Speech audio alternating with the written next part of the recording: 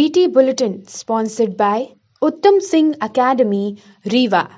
नमस्कार, विंध्या टाइम्स में आपका स्वागत है। विंध्य की खबरों के साथ हाजिर हुए हैं। पहली खबर की बात करते हैं। रीवा जिले में बीएसएफ का एक जवान अपनी कोरोना संक्रमित पत्नी को लेकर 8 घंटों तक एक अस्पताल से दूसरे अस्पताल के चक्कर काटता रहा, लेकिन जवान की मदद नहीं हो पा रही थी। 8 घंटे तक दर बदर भटकने के बाद जब मीडिया के संज्ञान में यह मामला आया तो उसके बाद बीएसएफ जवान की पत्नी को रीवा के संजय गांधी अस्पताल में भर्ती किया गया। इससे जुड़ी एक वीडियो भी सामने आई है, जहां बीएसएफ जवान अपनी पत्नी को गाड़ी में बैठाकर हर किसी से मदद की गुहार लगा रहा है। जानकारी के मुताबिक बीएसएफ जवान सीधी जिले का रहने वाला है। विनोद तिवारी नाम बताया जा रहा है, जो बॉर्डर सिक्योरिटी फोर्स त्रिपुरा में तैनात है।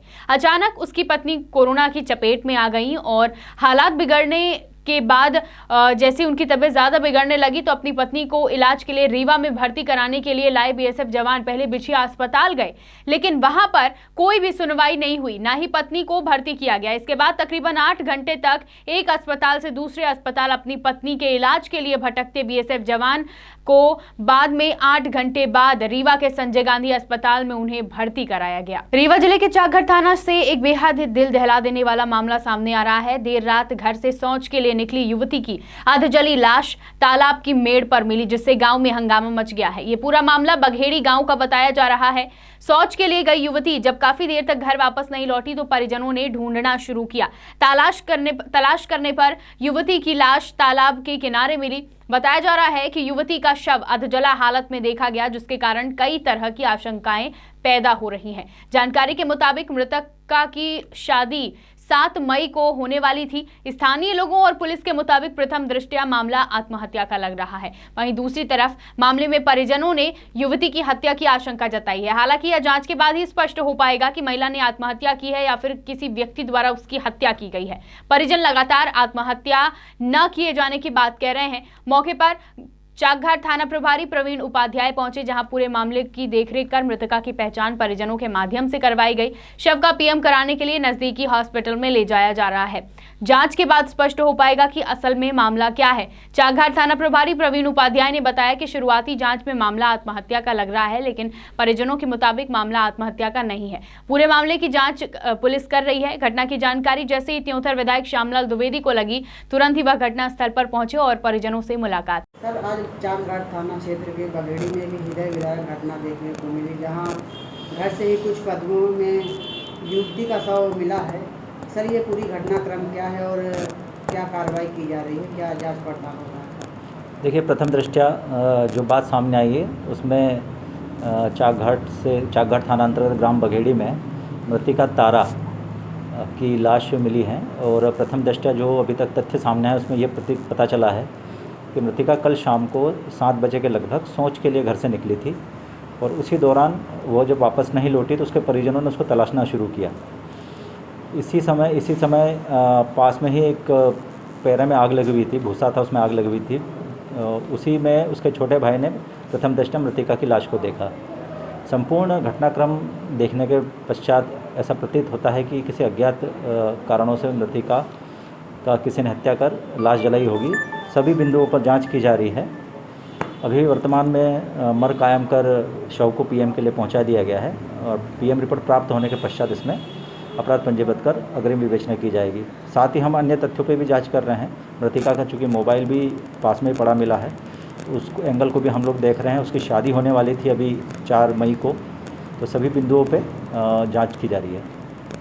रीवा स्थित करहिया सब्जी मंडी में भीड़ को नियंत्रण करना पुलिस के लिए चुनौती बनता जा रहा है। लॉकडाउन जैसे कोरोना कर्फ्यू में पुलिस के लिए व्यवस्थाओं को कायम करना ही एक बड़ी चुनौती है और शहर के करहिया सब्जी मंडी में खुलेआम धज्जियां उड़ाई जा रही हैं नियमों की। पूरे शहर की भीड़ करहिया मंडी पहुंच रही है, जहां कोविड-19 की गाइडलाइन की धज्जियां उड़ रही हैं। भीड़ एकत्र होने का कारण यह है कि शहर के अंदर पुरानी सब्जी मंडी को बंद कर दिया गया।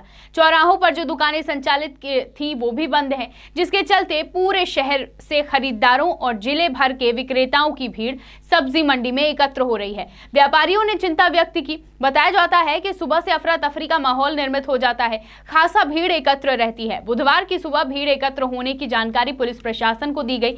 मौके पर सीएसपी रीवा पुलिस बल के साथ मंडी पहुंचे, जहां भीड़ को नियंत्रण करने का प्रयास किया गया। बताया जाता है कि 2 बजे एसडीएम रीवा के द्वारा सब्जी मंडी में व्यापारियों के साथ बैठक में आगे की रणनीति बनाई गई है और कैसे व्यवस्थाओं को सुधारा जाए, किस तरह से भीड़ पर नियंत्रण किया जाए, इस पर भी चर्चा की गई। आपको बता दें कि लॉकडाउन के बाद दूध, सब्जी और मेडिकल की दुकानों को छूट दी गई है, जिसके चलते सब्जी के लिए सुबह से ही भीड़ एकत्र होती है। सर, आज मंडी का निरीक्षण किया गया है, व्यवस्थाओं को लेकर क्या है सर? हाँ, इसको सुव्यवस्थित करने के लिए 2 बजे एसडीएम साहब जो है मीटिंग में सबको बुलाया, वहाँ के व्यापारी और जो भी हैं, किसान वगैरह जो भी जितने आते हैं लोग हैं, 2 बजे मीटिंग में फैसला लिया जाएगा। जो भी सबकी सहमति से अच्छी व्यवस्था दी जाएगी। सर, काफ़ी भीड़ देखी गई थी मंडी में। हाँ, भाई मंडी में अब सामान सब्जी है और भी वो सारी चीज़ें सभी जगह से आते हैं, तो उसको व्यवस्थित करने के लिए 2 बजे मीटिंग रखी गई है। अभी 12 साढ़े 12 होने जा रहा है। हिंदू धर्म में अनेकों त्योहार मनाए जाते हैं, उनमें से एक त्योहार है रामनवमी। हिंदू धर्म शास्त्रों के अनुसार इस दिन मर्यादा पुरुषोत्तम भगवान श्री राम का जन्म हुआ था और आज देश भर में रामनवमी का त्योहार मनाया जा रहा है। हिंदू धर्म शास्त्रों के अनुसार त्रेता युग में रावण के अत्याचारों को खत्म करने और धर्म की पुनर्स्थापना के लिए भगवान विष्णु ने मृत्युलोक में श्री राम के रूप में अवतार लिया था और इस दिन को रामनवमी के रूप में मनाया जाता है। रीवा जिले में भी रामनवमी को धूमधाम से मनाया गया। हालांकि कोरोना संक्रमण के इस दौर में भीड़ एकत्रित करना या उस भीड़ में शामिल होना खतरे से कम नहीं है, लेकिन इस त्योहार में भगत गीत के माध्यम से लोगों ने महामारी से निजात पाने की भी प्रार्थना की। भगत गीत गाकर लोगों ने रामनवमी का त्योहार मनाया। कोरोना संक्रमण के बढ़ते हुए खतरे को देखते हुए रीवा में प्रशासन गाइडलाइन का पालन न करने वालों पर लगातार कार्रवाई कर रहा है। आज शिल्पी प्लाजा के बी ब्लॉक में लॉकडाउन का उल्लंघन करने पर दुकान खोली पाए जाने पर ऑसम ड्रेसेस दुकानदार के ऊपर रीवा कलेक्टर के निर्देश पर तहसीलदार ने 5000 का जुर्माना ठोका। आपको बता दें कि ऑसम ड्रेसेस की दुकान के मालिक द्वारा कपड़े का व्यापार किया जा रहा था। प्रशासन की नज़र जब दुकान पर पड़ी तो दुकान खुली पाई गई। वहीं शिल्पी प्लाजा में और भी 2-3 दुकानें खुली पाई गईं, जिस पर प्रशासन ने जुर्माना लगाया। हाँ, ये बाजार का औचक निरीक्षण किया गया है नगर निगम गोदावरी पुलिस अमैया थाना के द्वारा के। यहाँ पर हम लोगों ने ये आपका दीप कॉम्प्लेक्स जो है यहाँ पर और शिल्पी प्लाजा के ए ब्लॉक और बी ब्लॉक की दुकानों का निरीक्षण किया, जिनमें से कोई 2-3 दुकानें खुली हुई पाई गई हैं। उसी में से एक ऑसम ड्रेसेस है यहाँ पर बी ब्लॉक में शिल्पी प्लाजा में, उसकी दुकान खुली हुई पाई गई है। उनकी दुकान बंद करा दी गई है, साथ में चालानी कार्रवाई भी की जा रही है और लगातार सतत निरीक्षण किया जा रहा है कि कौन सी दुकानें लॉकडाउन का पालन नहीं कर रही। जो भी दुकानें कोरोना कर्फ्यू का पालन नहीं कर रही हैं उन पर चालानी कार्रवाई और अग्रिम कानूनी कार्रवाई भी की जाएगी। विंध्य की तमाम खबरें लेकर कल फिर हाजिर होंगे। देखते रहिए विंध्या टाइम्स। बहुत बहुत धन्यवाद।